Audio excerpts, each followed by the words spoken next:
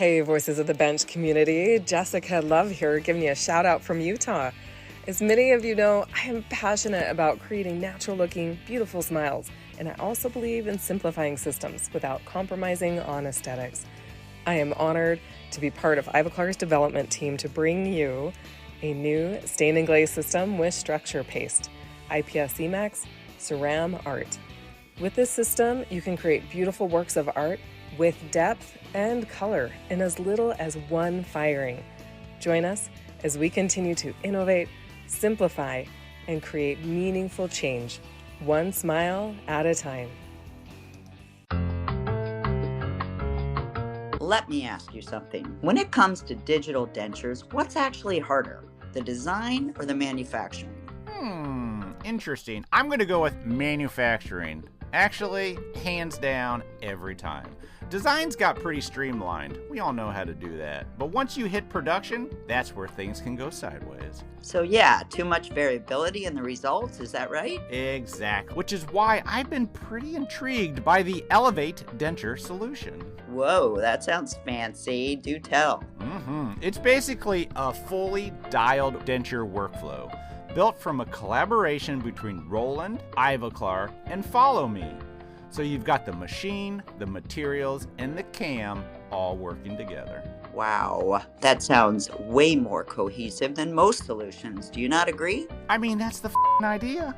It's designed specifically for Ivoclar monolithic dentures and the oversized two-step workflow, all running on DGSHAPE mills with hyperdent behind the scenes. All right, so instead of piecing together a workflow yourself, it's already been tested and optimized. Exactly. Why you gotta be messing around doing it yourself?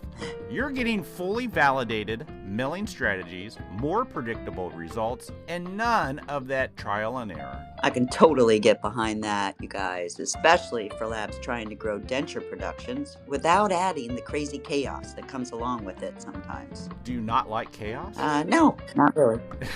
It's not just about milling dentures. It's about making them reliable with extremely high quality over and over and over again. Which, let's be honest, that's actually the hard part. Yeah, it is. It's extremely hard. So I got it. So how do people learn more about adding these capabilities to their Roland mills? They can start by visiting rolanddga.com/elevate. All right, guys, that's easy enough. Go check it out. It sounds amazing.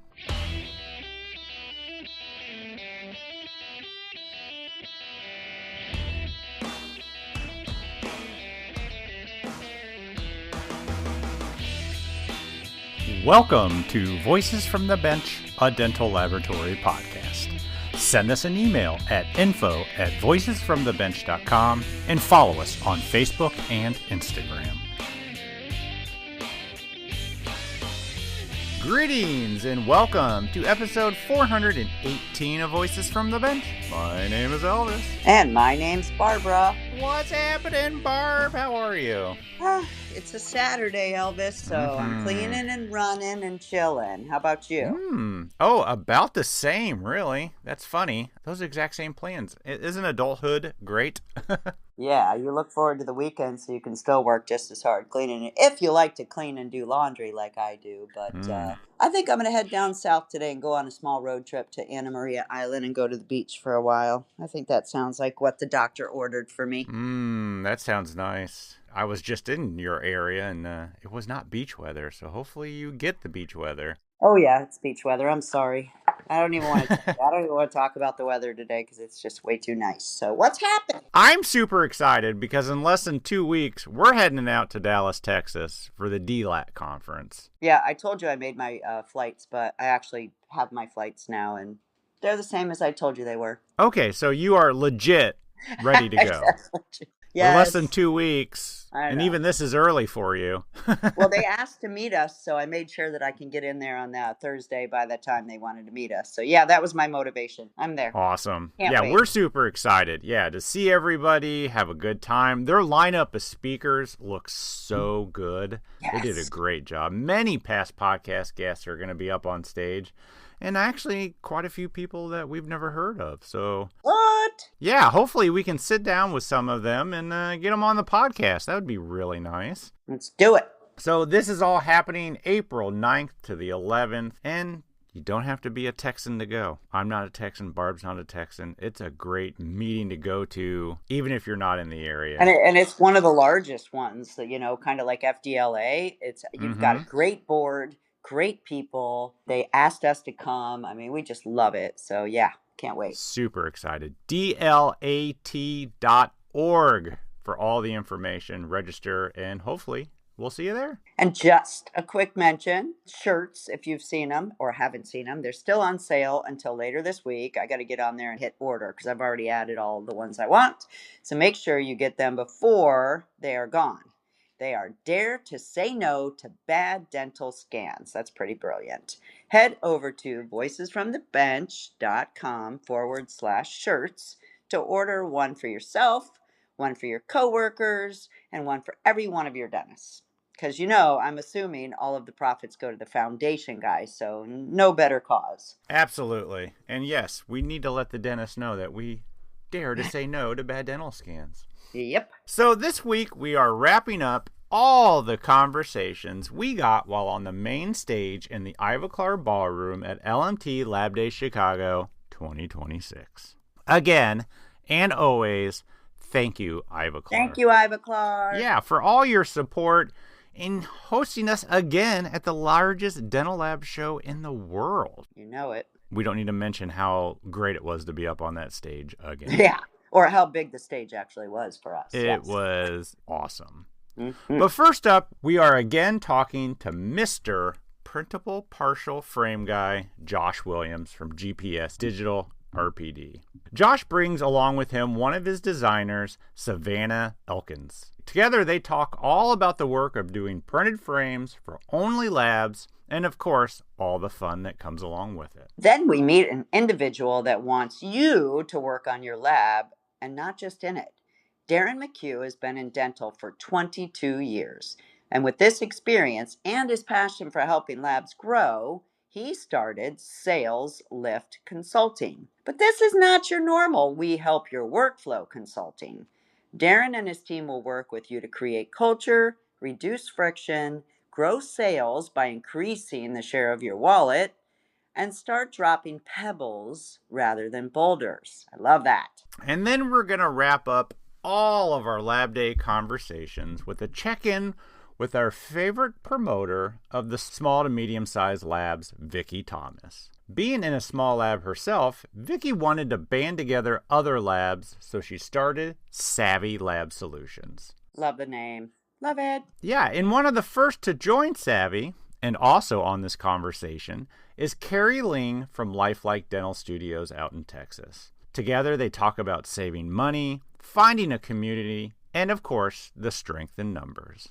So join us as we chat with Josh Williams, Savannah Elkins, Darin McCue, Vicki Thomas, and Carrie Ling. Hey, Voices from the Bench listeners, Elvis here. Ready to supercharge your digital dentistry skills? Then mark your calendar for exocad Insights, taking place April 30th to May 1st, 2026 on the stunning island of Majorca, Spain. We know it's stunning because Barb and I were at the last Insights, and it was amazing. Whether you're just starting your digital journey or looking to take your exocad skills to the next level, exocad Insights has it all. Now get this, we got keynotes from global pioneers, in-depth software lectures, hands-on demos, product showcases from top industry partners, and of course, Voices from the Bench. We're going to be there doing some on-site interviews. Plus, they're adding some more fun stuff to do too. They can count Barb and me in on the first Insights 5K morning run along the coast. That's right, a running race in another country on the coast on a nice cool island. I'm in it to win it. And we're not going to miss the legendary Exo Glam Night, which is sure to be the most epic party of the year. Tickets are going fast, so head over to exocad.com/insights-2026 to grab yours today. You can also find that link on this episode's show notes. And here, for a special treat just for our listeners, 15% off. That's 15% off with the code VFTB Palma 15. That's VFTB PALMA 15. And we will see you in Spain.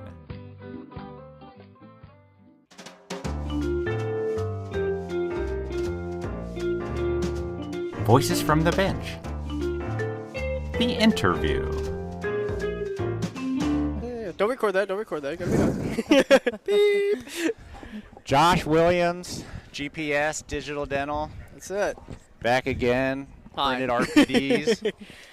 But you bring us somebody new. I Savannah do. Elkins? Yes. Nice. How are you? I'm good. How are you? We're doing really well. We're here on our first day at LMT recording in the Ivoclar ballroom. Savannah, what do you do at GPS? I am an RPD designer.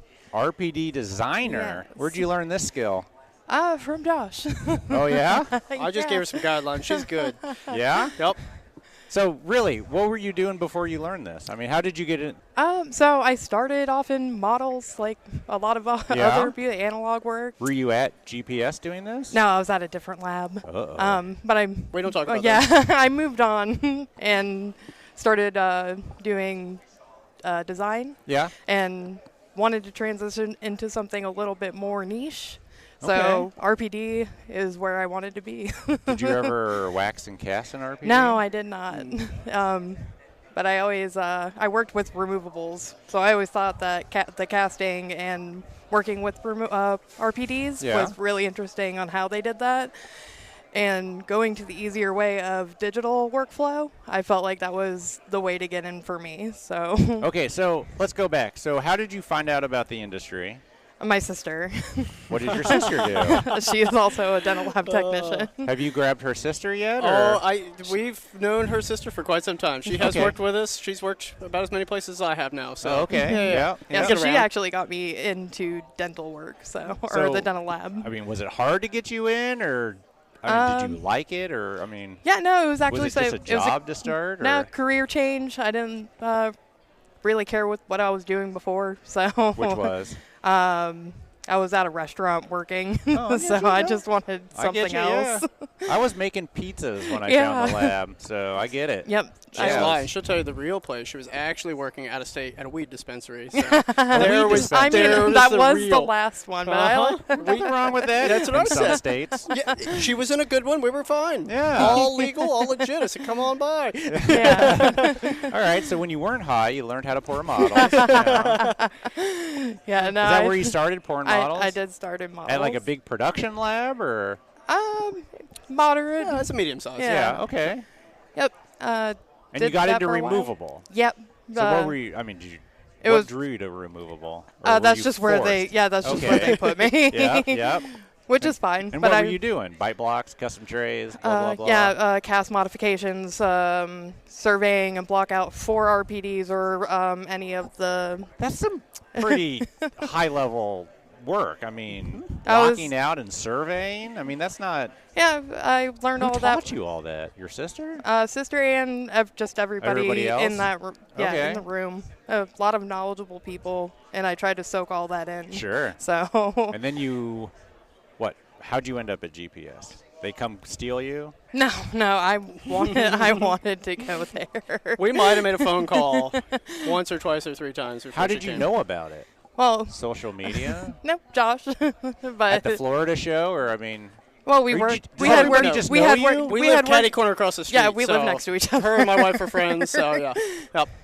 Her husband's been friends with my wife since we were in high High school. school. yeah. Interesting. Okay. Long term, small town. It's Yep. Florida, very Florida. Yeah, okay. Yep. Yep.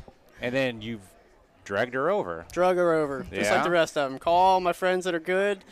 We need good people, so it's hard to find technicians that are reliable. So and how show did up. you learn digital RPD design? Well, I originally started CAD design with simple crown and bridge, so that Okay. kind of got me in the door. You of, know where to click. Yeah, exactly. And then it was just, well, from there I was doing, what was it? Teeth for removable acrylic partials. So we were printing teeth and saddles. So we'd print, Yeah, so I was designing the teeth really? for the. So she was designing the teeth and bases for us at first. On the digital printed framework. Yep, all digital workflow on that. Yep, How and does then that all I attach? Cold cure. We can use resin or cold cure. Depends on what system you're using. So you print the intaglio surface, the top. What? No, we didn't print the intaglio. The intaglio, we've never had exocuts. We don't do the snap system. So we do that in cold cure. We just do the top part. So either it's IPN resin for the teeth and Lucitone for the base, or now we're working with 3D Systems and we have their jetted style printer. So it prints everything in one piece, and then you just cold cure the bottom. So you started doing just that. Yeah. How many of the frameworks do you do? Do people request that they do that? Too many. Too many? Too many. I like doing frames. Frames is so much easier. I've always been a frame guy, so. But everybody wants, don't, just send it to me back finished. Yeah, you're right. You're absolutely right. It happens more. Probably It's just 20%. easier to say, just do it later. Yeah. Probably only 20% of our frames come into completion right now. So a Really? lot of people are still. Still a good amount. We only work with labs though, so we don't talk to a doctor. We don't have to talk to a doctor ever again, and it's the best thing we've ever done. Yeah. So a lab normally has the ability to either print the teeth and base or mill it or process it old Love school. it. Yep. Love it. Okay, so you started doing that. Yep. And How then, did you learn RPD design? I mean, that's not easy. Yeah, he thought that I needed to be pushed in a different direction. Against your will? No, okay, it was just something. It was something that we didn't know if we needed a designer at that point because we were just still in the very baby stages of everything, and he just ended up getting too busy, and I was just like, I'm going to learn this. So was it over the shoulder? Did you do courses, online classes? How does one learn? YouTube University and me sitting there in the same room. Yep. The standard lab way, Yeah. A lot of diagram models at first. To kind like of follow. sketching them out? Yep. And then you kind of, after Do you you draw them on the model every time? I still do to this day. Yeah, we do. I will never stop doing it, just coming from the analog world for so long. Really? And also, it makes it way faster when you're designing digitally, when you're just following a line. I mean, So you sketch it on the model, scan it, that sketch shows up on the screen, and then you just follow your line. Yep. Yeah. A little bit of Is it that modification. easy? I mean, there's a little touch up here and there. You can't follow the line exact. I mean, you're just eyeballing undercuts, and but the majority of it, it's pretty much that easy. You're just coloring it in. How easy did you pick it up? Maybe I should ask him. Yeah, I feel way better than I expected. Way better than me, let me tell you. Really? I struggled with digital. I was analog for so long. It took Yeah. me years to get digital down. She was month and a half, 2 months. She's putting out things that I didn't have to touch. Nice. Yeah. Good for you. Thank you. Do you enjoy it? I do. I love my job. Yeah? I really do. You looked right at him when you said Yeah, that. yeah, Well, I She's do. No. I know where she lives, right across the street. We can get her house with some bottle rockets if I need to, So how many frames are you up to these days? It's between 100 and 120 is what we're kind A of. day? It's a lot. How many printers do you have now? 6. Can't remember how many you had last time we talked. I don't remember the last time we talked. I don't think you had 6, though. We've had 6 for a little over a year now. So we got our 6th one about a year ago. It's another one, a large platform 3D Systems one. So we can do about 50 partials off that alone. Yeah, I'm So trying we to have think 2 where of I those. talked to you last. I don't know if it was within a year or Oh, not. yeah. FDLA maybe. So about a year ago, I think. Something like that. Yeah, whatever. I see you too much, but we don't talk too much. We don't get mic'd up very often. So what's your plan, Savannah? Are you going to stay at GPS, make frames, or do you want to broaden to other things? I'm not immediately. Don't yeah, feel I'm bad not saying sure. I'm quitting next week. I'm just saying, do you want to learn other things, or is frames? Because that's all you do. Well, that's all we do today. We are branching out. We are making big changes. We are going to be much more standalone and not depending on the main lab much longer. We're going to be a complete removable lab, just as us. GPS Digital RPD will be its own company. It takes a while and things have to happen, but we are doing separating all removables for other labs. Everything just for labs. So lab-to-lab resource for all removables is a goal. And that's exciting. You don't even have to leave. See? Yeah, and I'd like to oversee some of the processes that go on. You want management? Yeah. Chris. Thank Eventually. you. Huh? I'm Josh is over like, it. yes, please. Can I go Well, back and work at the you bench? know that's what I'm there for. Anyway. She's already doing it. She manages the whole design room is hers. She has How many designers do you have? 3 total. 3. Yep. Including me. Including you. Yes. So you have 2 other people. Yes. Did you train them? They're still training. They're still fairly new. So, yep, we're trying to get them up to speed. But didn't you say a majority of the work that comes in you have to design? It's changed. It goes in waves, and I would There are design a people- lot. yeah, and I would do a lot of the designing as well. So now we're kind of branching out, getting some younger guys in there. Yeah. We have a Blackhawk mechanic we just hired. Oh, a what mechanic? Blackhawk mechanic, like a Like retired the helicopter? Like the helicopter. Came from the military, worked on Blackhawks, now designing partials. Yeah. Interesting. That's Florida for you. I love it. Yeah. I love it. Well, that's exciting. Yeah. It's Well. different. Definitely excited to see where this goes Yeah. for us in the future. Hopefully a much bigger building. Yeah. That would Well, be I mean, nice. you're really going to get into what? Digital dentures, Everything. milled, printed? Everything. all Mostly, on we're trying to stay away from milled. I'm going to try to stay all additive. I like the additive aspect of things. Printers are getting better and better. I hear you. Yeah. We got a good relationship with 3D Systems, and they're coming out with a lot of things where the jetted printer style is really taking off. Yep. So I'm leaning that direction and kind of focusing on that to honestly make it way easier on us. I don't have to assemble things. It just pops a part out. I slap it on. I put a little acrylic under it, and it's done. So I love it. Efficient. I love it. Yep. Yeah. And then what? Flexibles? That's a new thing for printing. We're printing a ton of flexibles already. Already? We print with the D-Tex resin, and we love it. D-Tex. I've Yep. heard that. It's strong. It's so strong. It is super flexible. Yep, it's awesome. Yeah, that's great. You do that on the 3D Systems printer? Or? No, so it's not validated on the 3D Systems printer. We do that actually on Hay Gears. So we have a couple Hay Gears printers. Most of our model production is all just done on their automated printer, so it's just pumping out endless Does this models. flexible take that hour-long salt bake that I This hear is about? not another company that we won't talk about. No, there's no. It's a standard cure that goes in a box, just like a regular, and then it actually has a bit of adhesion. So there's a chemical bond with your teeth, and it doesn't just pop your teeth out like a nylon would. So it's got a lot of properties that are really Interesting. nice for what we're seeing. We're not having teeth pop out like we were with our milled. It prints. You can get Is it truly flexible? You can touch the saddles together, bounce it off. Yeah, I'm gonna break it, guy. And we broke quite a few till we figured out exact thicknesses and things to work with and I can materials. only imagine how you go about trying to break things in Florida. It's exactly like you think. We throw it hard first. We step on it. We run it over. Yes. Give it to an alligator. Anything and everything you can imagine is me. I tell everybody if I can't break it, it's indestructible. So Yeah. So I you're break doing a lot everything. of those for other labs. a ton. They've really taken off since the D-Tex was released. It's just such a great resin. More that than it's- frames? No, definitely not more than okay. frames. It's probably about 30%. Interesting. Yep. Are you designing those? No, I'm No. not. Not yet. Why not? So What's the we difference? still are part of a larger company. So GPS is the Yeah. parent company, still has an entire design team and everything available. So we're just taking advantage of them. We're elbow to elbow. We are just And trapped I in our honestly spot. don't have time for Yeah, it it's- right now. No, you're doing that many frames. Yeah. That's it. We are just But seeing. you're eventually going to roll that design into. We're probably going to drag some people from the Digital main lab RPD. and just kind of pull our resources together and become one big happy family in one Interesting. place. That's great for you Yep. all. I'm excited. That's I'm, cool. I'm ready. Awesome. Well, Yeah. Savannah, thank you so much. Nice to meet you. Nice to Josh, meet always you. great to see you. Good to see you again. Let's talk next time. You'll be, what, up? 8 printers? Hopefully. Yeah. Awesome. Pile them in there as many as I can get in there. Cool. I'm in there for it. I love it. Thanks so much, everybody. Thanks a lot, Thank Elvis. you.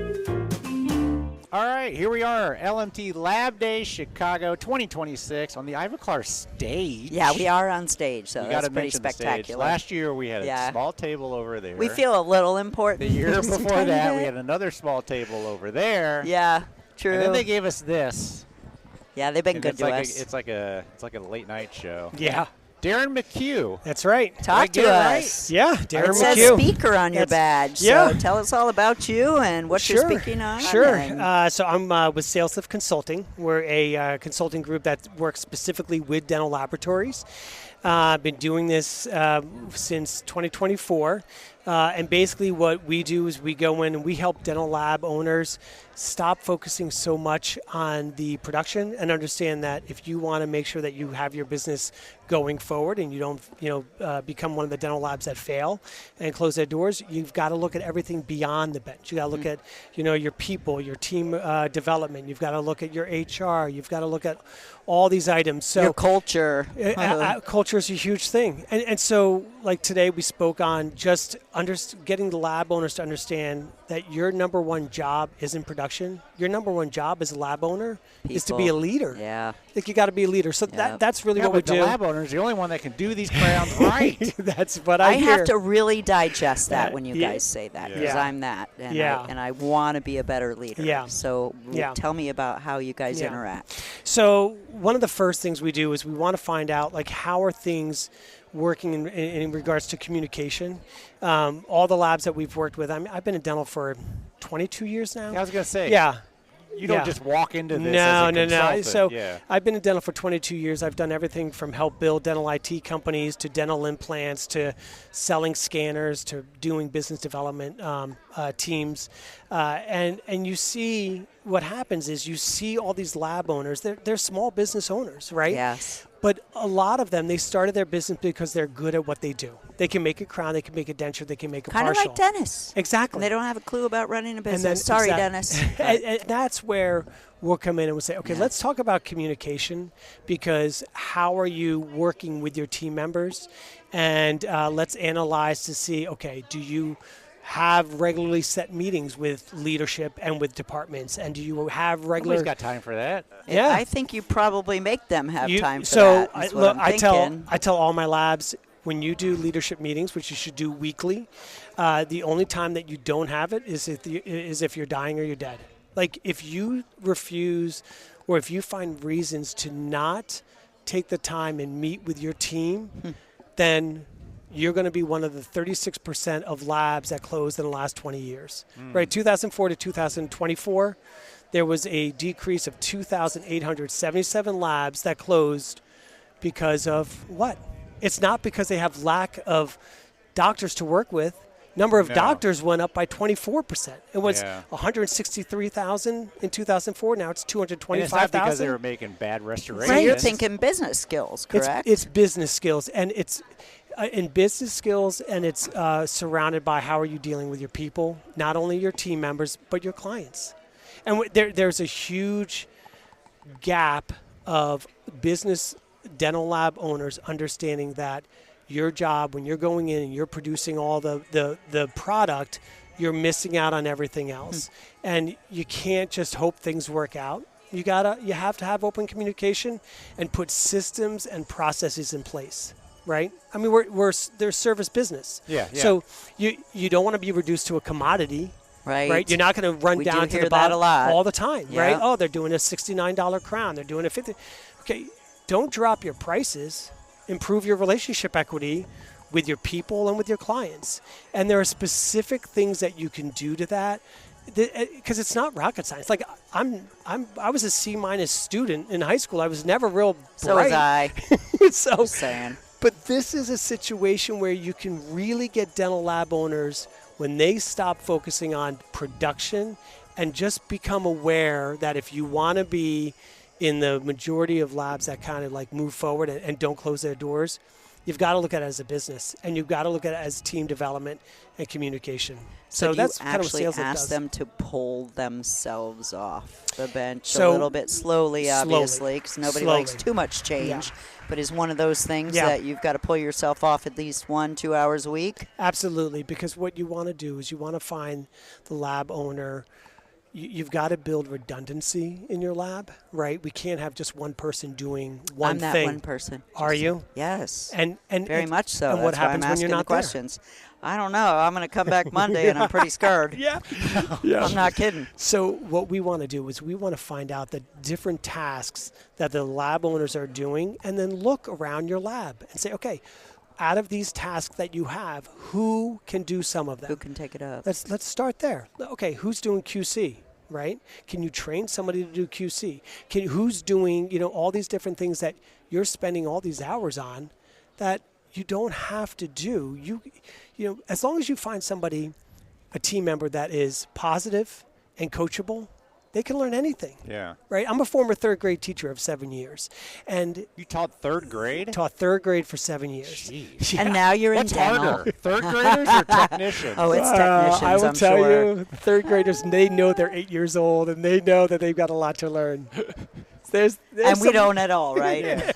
We know everything already. Implied but not stated. Yeah, it is there's such a need, and I think that I have such a passion for this, because you don't want to see a small business go out. My dad started his business 0.6 of a mile from where we sit right now, his own advertising company. Him and my mom, they started it up. He did the graphics. She did the content. He never looked to bring somebody else in to help. on either side. So he just stressed, got sick, and then the business failed, and we all ended up, on food stamps. So like you gotta. I don't want to see business. I don't want to see dental lab owners. Was that where your passion evolved? Yeah. When you saw that with your dad, and you're like, listen, you know, that much stress and that much dedication actually will kill somebody. Absolutely. And I mean that. Yeah. I don't know what happened, so it will. It will definitely tear you down. Yes. And I think what happens is if dental lab owners can work with their teams and put systems and processes in place to help reduce points of friction in the lab. I mean, think about all the conflict that happens, right? A case is turned over to somebody to go out, but it's late, and UPS is coming in 5 minutes, and that person is like, you just dropped a boulder on their head, right? We may think it's just a little pebble. So much pressure. Yeah, it's a lot. Yeah. And then what does that do to the culture? But if the lab owner is only focusing on production, these are where leadership meetings come in. So how does a lab know they need you? That's a great question, Elvis. Is it like sales are bad? So you don't know you need you. You don't, because same with dentists, right? Dentists will do their dentistry and just sort of continue on for years. It's being stressed and miserable. And that's just the way it is. Yeah, right? I don't have an option, right? So I would say the answer to that question is it all goes back to education, right? As a third grade teacher, I think education can solve and move people. And when dental lab owners, they come to this, how many classes are there on business? Not many? None. I don't know. Right, there are a couple. Very true statement. It's all on technology. It's all on materials. It's on AI. It's right.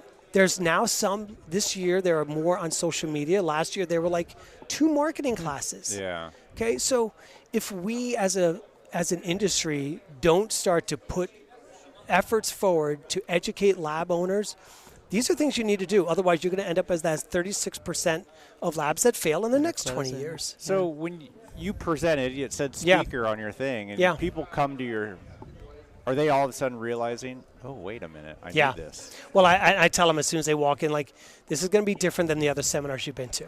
Yeah. And I get a little passionate about it. But I also give them a whiteboard and a dry erase marker because I don't want them just sitting there and letting the information flow over their heads. When you say that, what do you mean? So you have them write their own problems down so that they can visually see it? Absolutely. I ask them, how many, what keeps you up at night, right? How many salespeople do you have? How many of you are doing leadership meetings? And you get people holding them up. As a teacher, you learn that if you just you're speaking to people, the message is going to get lost, right? When you get people to sort of engage and interact, then people really start to think and process. And when you can take something like that and you bring those people in, I told them, when you go to an event, you got to come out with at least one nugget of information that you can apply to your lab. You are spending thousands of dollars to come to Chicago. I said that yesterday at Cal Lab. Yep. There's one thing you can take. Hopefully you'll take something back and you'll be able to implement it. That's right. Because otherwise, what are we doing? Yes. We're getting together, having a good time, right? But we're not furthering what we're doing. And if we don't start to continue to push ourselves to a spot that's uncomfortable, right, we're going to stagnate and die. So what are the common things what keeps them up at night? What are you seeing? Team members leaving, the frustration that team members have, the clashes. Or the possibility that someone might leave? Yep. Yeah. Absolutely. That's always a stress. Sales is always a stress. Those sales as in making more money of a lab, or sales as in their staff, their people? Sales as in trying to find new clients. Got it. Yeah. Okay. But what's funny is the trick is in finding new clients. The trick is actually going after what's called a share of wallet and trying to get that doctor to send you, instead of 2 types of cases, 3 types of cases, right? But it only can happen if you're constantly being proactive as a lab and reaching out to your doctors and saying, how's it going? Having regular check-ins. How did that case work? So how do you teach that to someone that spent their 40 years on the bench, and you want me to call and just BS with them? You're like, so yeah, kind of. Yeah, you kind of do it. So sales, that we'll actually take a lot of the sales and marketing responsibilities on ourselves. So labs will bring us in and we'll go to their territory and actually do sales and do events and everything I didn't realize for them. You had that service. Absolutely. So I've got to go out as a representative of that lab in that area. Absolutely. And we keep Wait a minute. With them? No. I don't know. Oh. No. Oh. So I'll go out, I've got a lab up in Adirondack, New York. And so I'll fly up there on Tuesday and I'll go and visit, a bunch of unknown accounts to them and go and visit some of their existing accounts. Absolutely. And we start a process. Okay, you cold call. That's your first touch point. Then we follow up with an email. Then we follow up with a phone call to make sure they got their email. And then you send, these constant touch points. Because sales doesn't happen in one movement. It takes on average 8 touch points to move So you already somebody. developed like some sort of bullet points. You do A, Absolutely. you do B, you do C, you do. Absolutely. So how do you represent an ad or a lab you don't work for? The first thing is getting to know the lab. So like how I long spend does time. that take? When I you was in sit a lab for 4 years before I felt comfortable enough to answer the phone. I don't believe that at all. Believe it. Look, I think, you guys interview people all the time, and you can get a pretty good sense of who people are, Yeah, right? true. And that's really what you're looking for, because when you're out there selling for a lab, you're not selling product. You're selling the people. Yeah. And because the lab relationship with the doctor is so special that it takes the lab really has to mess up in order for that doctor to go find another lab, right? That's so true. Yeah. I mean, big time you have to Yeah. mess up, because if they're loyal and you're communicating with them and you're talking Absolutely. to them, and they're not going to leave you. They're not. Just because you effed up something Yeah. small. Right. It's consistency of us That's right. screwing up and not talking to them That's and not right. figuring it So what do you do? You out. put on a shirt with that lab's I do. logo on it? Are you serious? I have it in my Take their- closet at home. Obviously, I've got all these different Elvis is in labs. I do. sales. You ever Oh go the my wrong God. trip with the wrong shirt? You're like, oh, shit, that's a different lab. Better go buy a cover-up. I haven't done that yet, but Big piece of duct tape right here. Oh my But we- God. so- Only you, my friend. and we'll also keep geographical space in between our clients. Sure. Yeah, that's so smart. Wait a minute, weren't you in here That's last smart. week with Exactly. Smith Dental Lab? Be like, Exactly. Yeah. That no, is no. very smart, Yeah. though, to do And that. So that doesn't our happen. our whole objective, isn't to take and work with every lab in the world as far as doing their sales and marketing. The whole thing, the whole reason why I started this is because I wanted to figure out how we can educate these lab owners so they don't go through the same torment and stress and what I saw my mom and dad go through. I knew you were going to go back to that. It- That's such an emotional tie, It is. though. It is. So I think that, when you say you never work a day in your life when you're passionate about it, I kind of get that from you. Yeah. It's Yeah. really not a job. It's something that you It's really not. are passionate about. And certainly there are job aspects to it, Yeah, right? of course. But I think that's what we got to get the dental lab owners to kind of go back to, right? When somebody's good at something, they gravitate towards doing that. And that's why they really spend the time on the bench, is because that's what's comfortable. Yeah. So they don't allocate time to be uncomfortable. So they avoid all these other buckets of like HR and marketing and accounts receivable and accounts payable. And Does the owner have to start doing that, or can they hire people to do that and you help them? they 'Cause some of them might not just be comfortable. That was No. my dad, to be honest with you. Really? I never He was got good that. at the bench, and he hired people to Yeah. do all of those things, Yep. and then they took care of Yeah. it all for them. Yeah, yeah. So I guess you can go either way. You can go either way. I think whenever, just like we I've got 3 kids, right? They're older now, but when we teach the kids, it's what is the problem, right? What is the possible result of not dealing with a problem, and then what's a possible solution? All you can do, again, I always go back to educate. You just educate lab owners on where's your current situation, right? Where do you want to get to? And then you have this gap in the middle. Like, how are you going to get there? Now, some lab owners will just say, I'm good. I was going to I'm say, good. do they sometimes have a hard time They do. with digesting that? Yeah. Well, Like maybe I'm not doing as good as I thought I was doing. They do. And And you then kind when of got to be a therapist, yeah, oh, right? you absolutely. Or a third grade teacher. Yeah, you absolutely sort of play. You want to be a good listener. Yeah. Because nobody understands what they're going through except people that are lab owners or people that are in the industry. Sometimes their spouses don't even really understand the full stress if they're not involved in the lab. They see one side of it. There's no way. My mom hated my dad. She's like, why the are you home again at 8 o'clock? I don't mean hated him. Yeah. She hated the hours, and she didn't understand why. There was that dedication to stay there so late every night, be late for dinner, not call because you were so stressed, because you were busy, and you were focused, that we lose sight of all of that important stuff.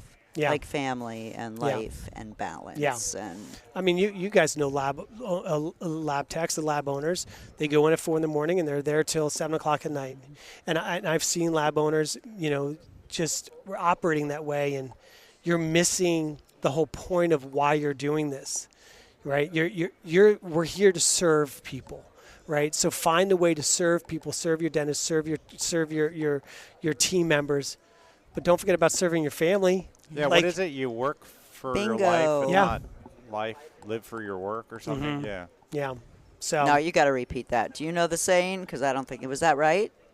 Say it again. You want to work to have a life and not live to work? I don't know. And if it's new, that was close. And if so, made by Elvis. Yeah, there you go. High five on the same time on that one. Make it up. Yeah. Sorry. Yeah. So what are some other things? I mean, you talk about sales, but what about all that other noise that happens? I mean, the follow-ups. Yeah. And so on that side of it, and all that. Yeah. I mean, so much. So you basically you want to do what's called you want to do a self-audit. Right, and figure out where's the lab. You do a lab, and we do what's called a lab analysis. So we'll go on site for 1 or 2 days, depending upon the size of the lab, and we look at everything. We look at 5 different areas. Really, we look at financials. We look at team development. We look at the customer experience. We look at the sales and the operations, the sales and marketing, and we look at operations. And those, kind of going back again to my teaching. Aspect is we do like a report card. Here's where you're strong. Here's where you're weak. It's pretty detailed, and these are the things that you can. If we never speak again, that these are areas that you should work on. You literally give them like an A, B, C, D, or F. You give them feedback, and that sometimes hurts. It does, and know. I've had lab owners that have not agreed with it. Yeah. Right? But it's fine. I mean that graciously. Yeah, but it's a situation where it's fine. Like. Kim Scott, the book Radical Candor, right? And it talks about you can't sugarcoat the truth. You can't be a jerk about it when you deliver it, right? Yeah. But you got to deliver the truth. So you may not want to face and hear what's actually going on. And we do a survey of the team members, an anonymous survey. So, like, what do they think about the culture? Yeah. That really hurts. And you get sometimes you get some really surprising responses. Right? Interesting. So you take all that, and I give them literally a report card of percentages and how they do in each of those areas. Yep, and then say, okay, if you want to go ahead and address these, this is what the roadmap would look like to do that. And what do you do? Pick like top 2 that are most important, and then drop down to the next 2, and then drop down. We have a discussion to figure out what's important to them, because. Again, the whole point of everything is, just serving what their needs are. Some people may be comfortable starting with working on the team and the communication and trying to find, how are we talking to each other? Do we have good communication skills? Are we dropping boulders on people that we think are pebbles, right? Or they'll say, we're fine here. Well, hold on. Dropping boulders on, what does that mean? Okay. Dropping boulders on people that we think are pebbles. I love that. So there is a gentleman named Andy Stanley. That was just as confusing as my saying I made up. But I know you. So there's a gentleman, Andy Stanley, out of Atlanta, Georgia, a pastor down there. And my wife and I, when we first got married, we listened to him, and he talks about pebbles and boulders. He said, we're always dropping things on people, right? It's just, is it a pebble or is it a boulder? Huh. And the person... Is it little or is it big? Little or is it big? So when I call my wife at 7:30 and I say, hey, I'm going to be late for dinner, I think, bloop, that's just a little pebble. No big deal. To her, the dog threw up, the kids are going crazy, someone's coming over, it is a boulder. And so when we talk about it in the lab scenario, right, a case is late. I love that. And you bring it over, like, okay, you brought this case over to the person who's doing all the packaging, and you think it's no big deal. it's supposed to be in at 4 o'clock. You brought it over at 4 or 5, right? UPS comes at 4:10, and you think it's no big deal, but you have no idea what that person who's handling that is dealing with. Yeah. So you may think it's a pebble, but you just dropped a boulder. And when we talk about culture and we talk about the number one jobs of dental lab owners is to be a leader, they have to understand that there are boulders being dropped on people. And when we talk about leadership meetings that happen every week and the department meetings that disseminate from the information, this is what we're talking about. Anybody dropping boulders on people? Did you have a boulder dropped on you? Because the only person that can say if it was a pebble or a boulder is the person that got dropped on. Absolutely. But do you teach those people to give feedback and be like, dude, that was a boulder to me? Absolutely. You might have thought it was insignificant, but to me, it was huge. Absolutely. So what we'll do at Sales Lift is we give the labs as many resources as they want. If they want to use us for just sales and marketing, giddy up. We'll do that. If you want to have us come in and work on communication with the team, fantastic. We're going to work on that. And we're going to work on, you want to learn how to do employee reviews. And I don't like employee reviews. We call them timely check-ins. Great. We'll do that. You want to learn how to get your team motivated and put goals in place? Awesome. We do something that's called a 3-1-3, 3-month, 1-year, 3-year goal system. Oh, I love that. And you document all this stuff. And so whatever the lab needs, because they need, most of them need a lot, right? I think most we all do. You take little bits at a time, right? How do you eat an elephant? One bite at a time. And it's that same mentality. But if they're not aware of what's going on in the lab, if they're not changing the perspective from looking down at the work in front of them on the bench to all the things that are around them, you're going to end up as that 36% of closure. Is there a sweet spot for the size of lab this works for? So I have a lab that is 3 people, and I have a lab that is 60 people, and I have everything in between. And are you just you, or do you have a team of like 25? I don't have a team of 25 I know that's yet. funny, but I'm sure it can't be just you. No, so I have a whole marketing team that works. So you have specialized teams for different things that we just discussed. Yeah. I bet. And they tell me. Oh, yeah. They tell me. My wife says, she's like, how come you're so good at like expressing all this to the lab? She's like, we still have some of this stuff we got to work out, So I'm like, it's 23 and almost 24 years of marriage. I don't think we'll ever be done with that, No, you won't, actually. You figured that secret out. Yeah, exactly. We'll do a whole new podcast.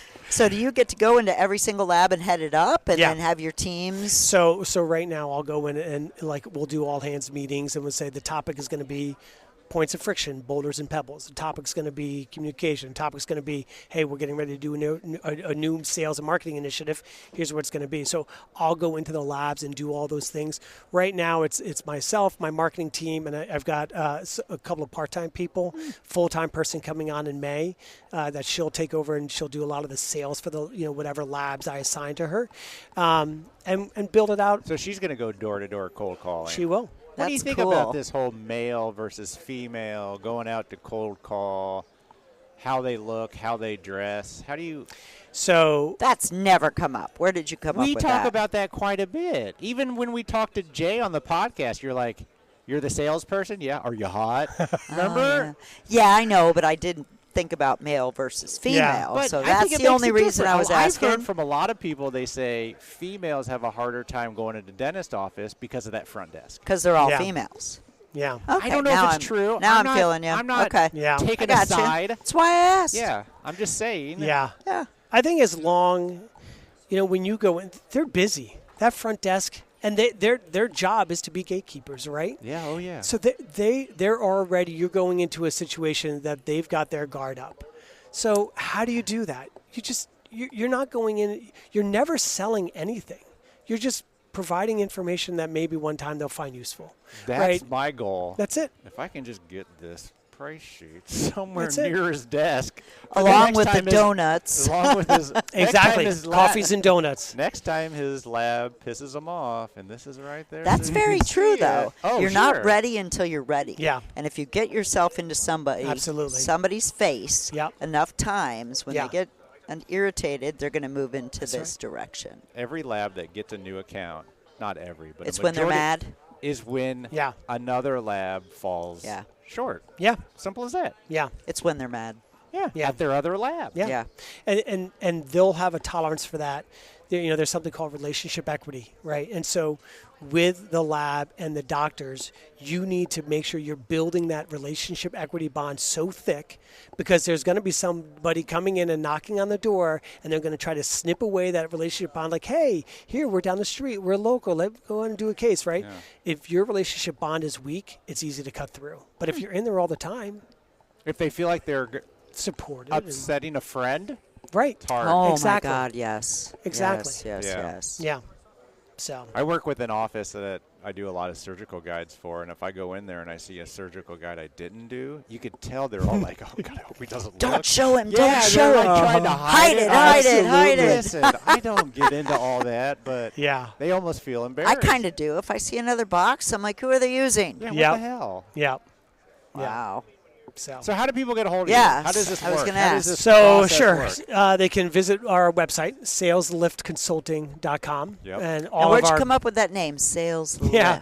Because it's not necessarily sales. Yeah. But it's lifting. Yeah. For sure. So sales are a byproduct of us doing the right thing, right? They're a byproduct of us serving. Totally we get should it. never be chasing a quota. How many reps do we have here, right? And everybody's got a quota, and they always feel like they've got to chase the quota. Stop chasing the quota and start serving. Sales just sort of lift on its own. Sales is a byproduct of you doing the right thing and you being consistent and honest. That's all it is. It's not rocket science. Yeah. It's consistent, honest, process-driven.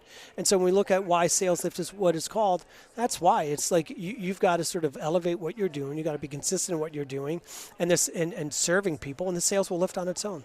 Nice. Love it. Have you ever met a lab that was unconsultable? That's a really good question. He always asks the hardest questions. Yeah. And you're like, words to yeah, pronounce. maybe, but I'm not going to tell you. I need a name. Don't tell me who. Yeah.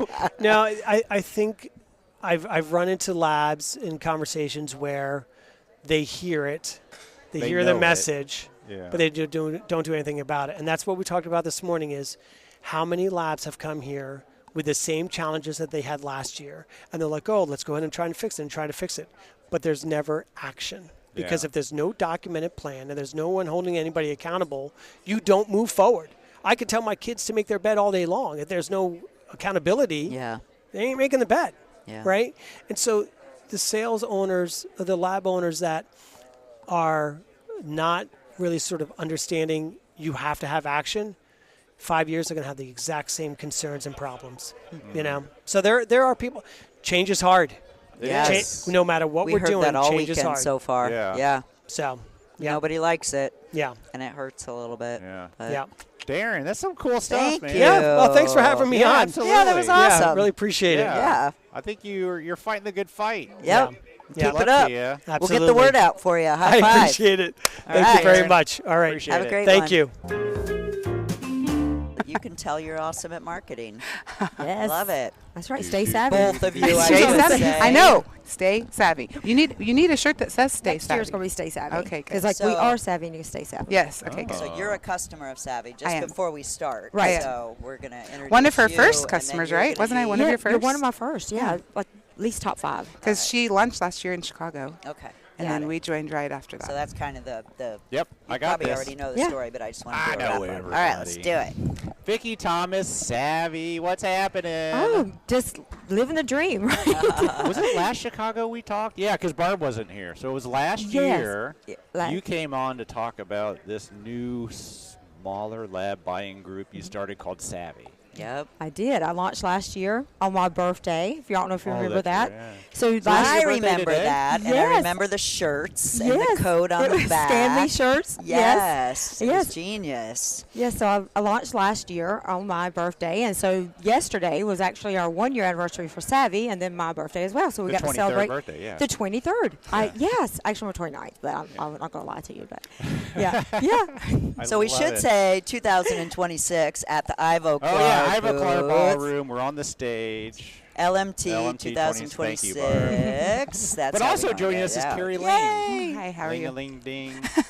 Texas, lifelike Yes. Yep. studio. Yes. And you're the first customer of Savvy? One of the first. Yeah, yep. one of the first, at least top 5. Okay, so tell us how she approached you with this idea.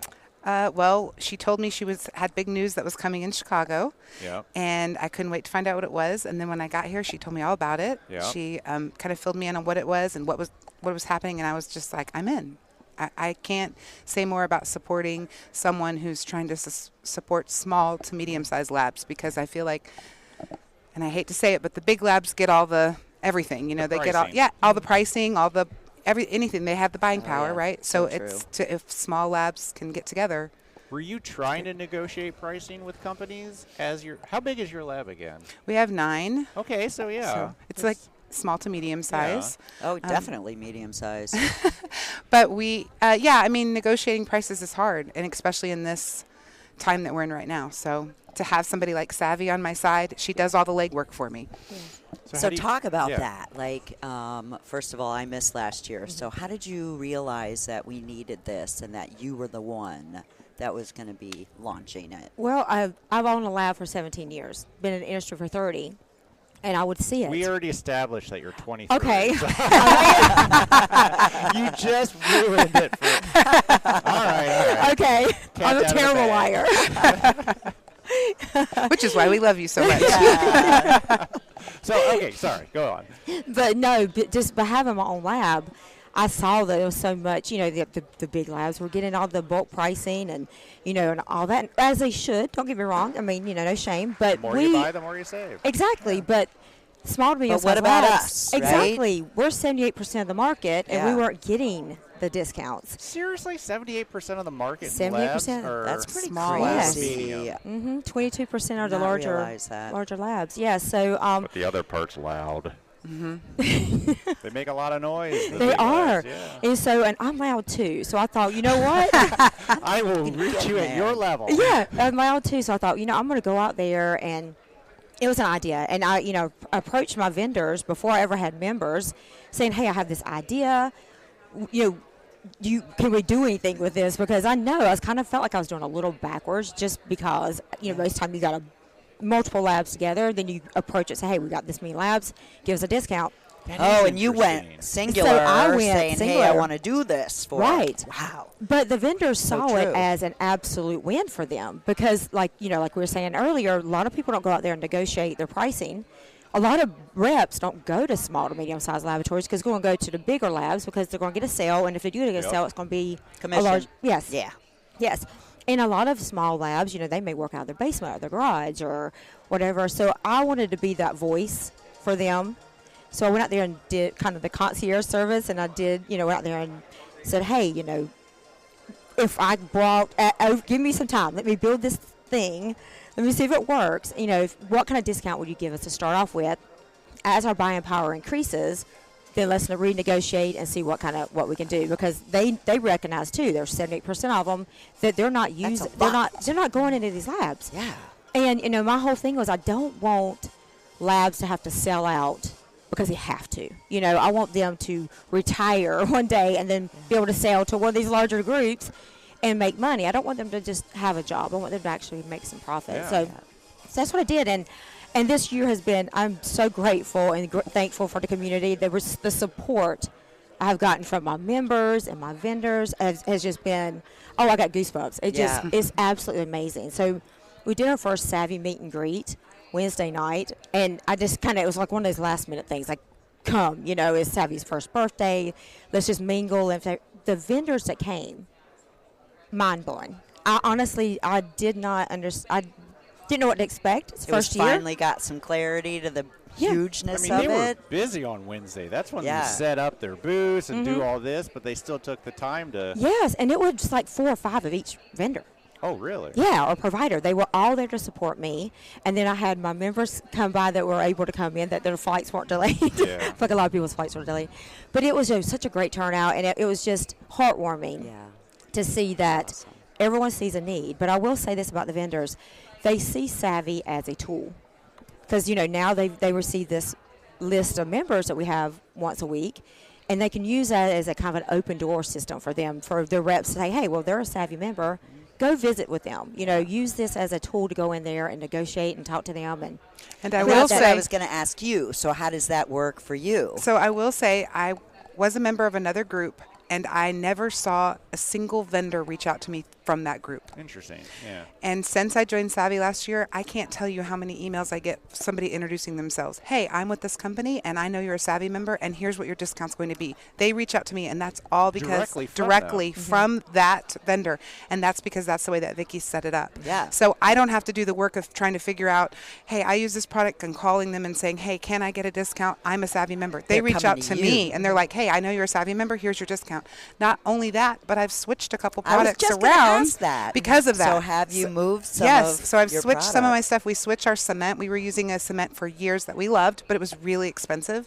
I found a new cement that I love just as much, actually better, and it's less expensive, and I get a nice discount because I'm a Savvy member. Which and is I would have helping never your found that. margins. That's right. That's exactly right. I would have never found it without it. So just in 1 year of being a member, I can think of 3 different products that I've tried, new products that I've tried because someone's reached out to me through Savvy. So that's been really great and something different. You think something different for sure. More than what it costs to be a member? Absolutely. I already know that. Like In my cement alone. In my cement alone, Oh, yes. yes. That's insane. That's for sure. And I do encourage my vendors. I was like, don't harass my members. I don't want them to get an email every day, okay? Yeah. But, monthly, quarterly, or send it to me because I do a monthly newsletter. So I can put it in the newsletter, say you run a promotion this month or you're doing this or that, but just don't harass them. But please reach out. Introduce yourself because – luckily you're slightly larger than, some of my members, but they don't get that communication. They don't get that. So I do encourage them to do that. So it makes me happy to hear that they are reaching out to you and introducing. And so a lot of your new members are probably word of mouth also because I see you on Facebook. I see Carrie on Facebook. And is it just a lot of referrals also? It has been a lot of referrals, and my vendors have been really good too. They have said, hey, we've got a couple clients that we think would benefit from this. They're not upset with losing that discount. They want to help support me. They're like, what can we do to help you? Tell us what we can do. Like, we'll put you on our website. You tell me what you need. Wait a minute. The vendors are like, hey, I have someone for you that I'm actually going to get less money from. Yeah. But I want you to help. That's interesting. I know. I think they see it as the word of mouth thing. It's a long-term partnership also. Right. That's what they keep saying. This is a partnership. You're part of our family now. And, I'll bring them to you. They'll tell their friends about it. And they'll just keep on. It's just going to revolving door, continue to help each other. So, yeah, it's I'm telling you, it's mind-blowing, the support and the things that they're doing for me that I feel like as a business person, I'm thinking, why are you going to give them X amount % off when you don't have to? Yeah, you already got their business. You already got it. That's yeah. interesting. Yeah, but a lot of them, with them, yeah. So, but like I said, I think they use it as a tool and they see it as a partnership and they are, it's just a win-win for everybody. So your first, tell me about your first month or two. I'm sure you had a grind and it was tough. When did you realize that I'm moving in a forward direction? I mean, it's a startup company. Everybody knows those are tough. I remember talking to you. You got to be a badass. You were nervous. Yeah. Yes, why wouldn't she be? That's a scary thing to do. Take a risk like that is. Yeah. It was very. I don't know if nervous is the right word. I think it was the fact that I didn't know enough about this part. I've been a lab owner forever. I don't know this business side. Yeah. It was like a totally different animal for me. Yeah, because you're a bench. You're ceramics. Yeah, and right? I still am.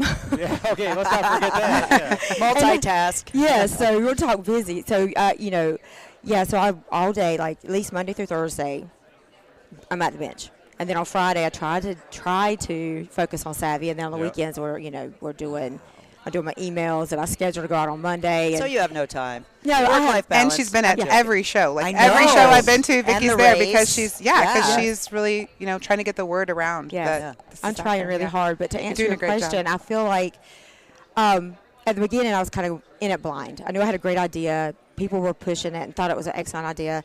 And I was just kind of running on energy. And then later I realized, God, this is freaking hard. This is a lot more than I thought it was going to be. I thought it was going to be just as simple as get people signed up. Done. I know, get my vendors, get them signed up. It's a no-brainer. They're going to sign up. Why would they not sign up? No, it's not that simple. So it was, you have to get out there and then, use testimony and just be out there every meeting and talking and doing podcasts with you guys. And I appreciate y'all for having me on again.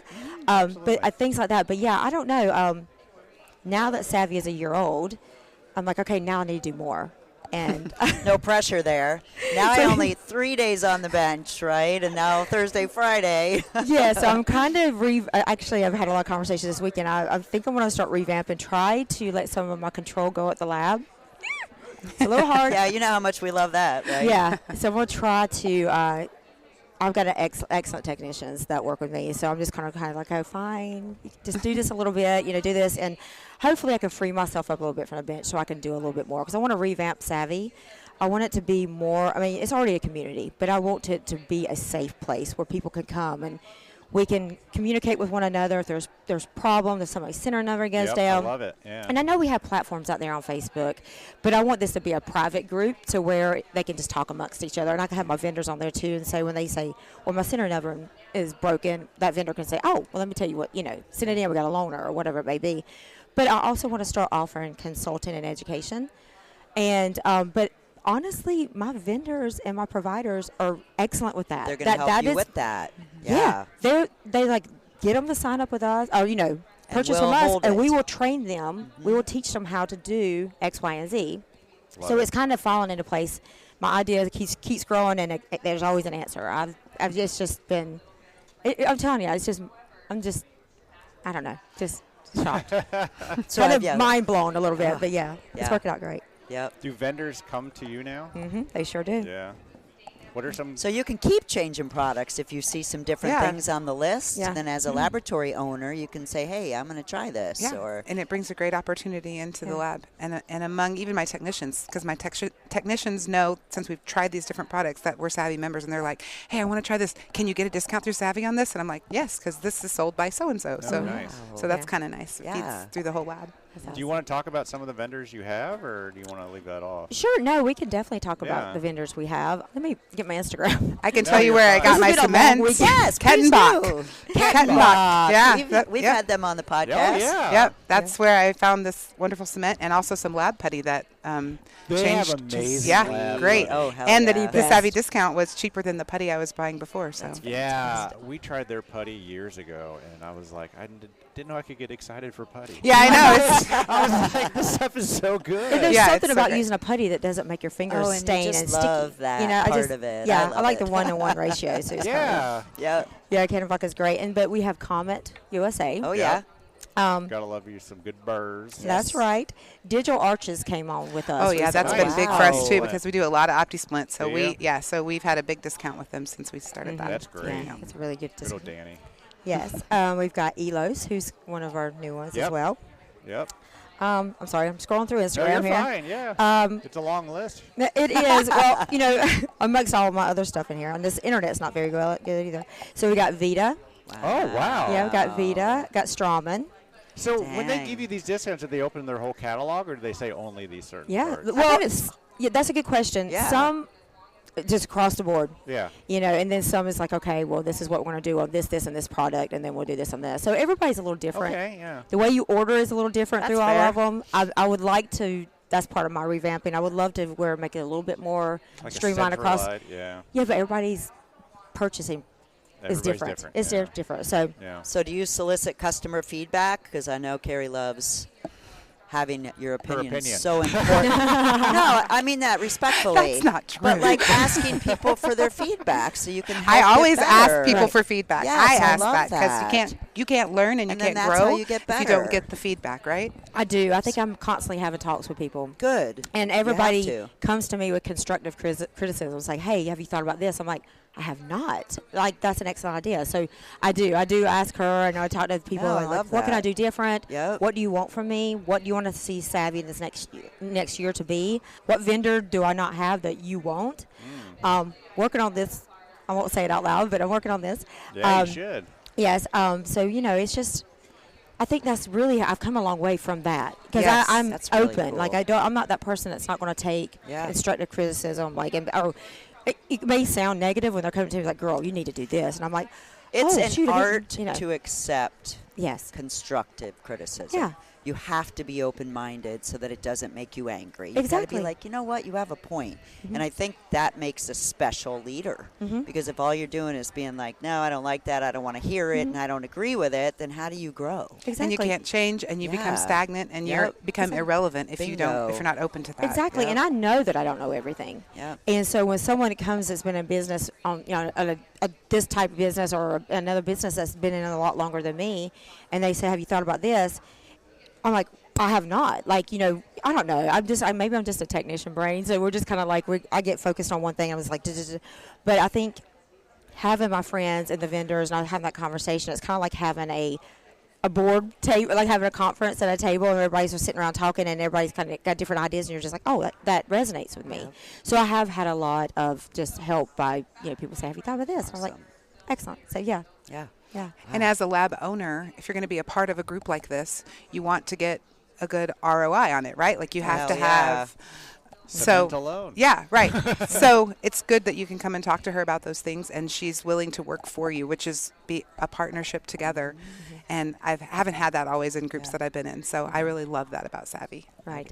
I do. I have a lot of people call me, and technicians call me and say, listen, I know this is going to sound really silly, but how do you fill out a 3-shape form for a custom abutment that you want to be sent to this place? And I'm like, oh, okay, this is how I do it. See if that works for you. This is how I do it. And, and I get things like that a lot. Like, what mill do you suggest? Or who do you think I should get this mill from? And I'll tell, hey, these are who my vendors I have that sells it. This one might have a loaner program, or this one might, so I kind of do, like, kind of tell and kind of lead them in the right way. Oh, exactly. I was thinking mentor when you were talking. Yeah. Like you're mentoring them because some of these smaller labs don't have access to all of that. They don't. So they do have a lot of questions, and who are you going to ask? That's right. That's why I really want to create that platform where people can. You're going to ask Savvy. Ask Savvy. Why Savvy? Where'd you get the name? Yeah, what's the name? I just thought it kind of fit with, a buying group. You're being savvy. And then, of course, the V in the middle is bigger because Vicki. That's cool, and it kind of sounds too. silly. But I was like, my name is Vicki. We'll make that V in the middle bigger. But I just think savvy just kind of was a catchy, and it's kind of a sexy, like savvy. Yeah, it's I love bougie. Which is why I like to say, stay savvy. She's like, stay savvy. I love it. That's what I always say. More marketing. Love it. What's you going bigger next year for Chicago? I mean, you had your little Wednesday. I don't want to say little, but you had your Wednesday meet and greet. Yes. You going bigger? Possibly. Like a booth? Yeah. Yes. I think next year I will definitely try to have a booth. I enjoy walking around and talking to everybody. But at the same time, I feel like maybe if I was at one place, I might actually see more people. And I can hand out my shirts a lot easier because I brought 100 shirts to Chicago, and I was trying to. You brought 100 shirts this year? I did because I knew we was going to have the meet and greet. And how many do you have left? I don't know, but it's more than I thought I would have left. So I think if I had a booth, because carry them to the big bar. I'm going through 4 different sizes trying to find you an extra large. So it's a little hard to pass out. I can barely fit myself in the big bar, let alone a bunch of shirts. Exactly. So I'm pondering on that. I'm thinking. Good for you. I hope so. Yeah. I hope so. That's awesome. Some great stuff. Yeah, thank you, so guys. So excited for you. Thank you. So excited for the labs that get to take advantage of this because you're right, it's not fair. Power in numbers. There's power in numbers. The support of all of our friends I and know. your friends. I have the best friends. And the way that we came together and to support you. So congratulations. And Barb and I would like to officially announce for all Savvy members discounts to the podcast episodes. Oh, nice. Half off anybody that wants to listen. Savvy only. Okay. Savvy only. I love Amazing. Code voices. Now I'll finally listen. Yes. Now that I have that discount. We're happy to support. I love that so much. That's awesome. Well, awesome, ladies. Thank you guys for having us. Yeah, thanks for coming on. Thank you. I appreciate you both. Thank you so much. Thank you. Thanks. Bye. Gosh, Elvis, I'm so sad. This is our last interview, but a big thanks to everyone that came to see us, sit down with us in the Ivoclar ballroom. Until next year, we'd love to catch up with Josh and his frameworks. Sorry I missed that conversation, but I only imagine all that Savannah is learning from you, Josh. Here's a quick little secret. The folks at GPS are such fans of our podcast that they're sponsoring Elvis and I to be at the FDLA meeting this year in Florida. That's awesome. And more on that soon, of course. It was great getting to know Darin and his approach to help labs in aspects that not a lot of companies are doing. If you're looking to improve culture, which is a buzzword right now, reduce friction, give Sales Lift Consulting a call. And you know what? What can we say to Vicki and Carrie except thank you guys for all that you do. And if you're a smaller lab struggling with rising costs, go check out Savvy Lab Solutions to see what they can do for you. I mean, they've done so much for Carrie's lab in such a short time, so check it out. Power in numbers. You know it. All right, everybody, that is all we got for you. And of course, we'll talk to you next week. Happy Easter! Is that already? Yes, this Sunday. Oh my goodness. Bye. See ya. Powering on. Power is on. And that's my little robo vacuum. Oh, do you have one of those? The views and opinions expressed on the Voices from the Bench podcast are those of the guest and do not necessarily reflect the official policy or position of the host or Voices from the Bench, LLC.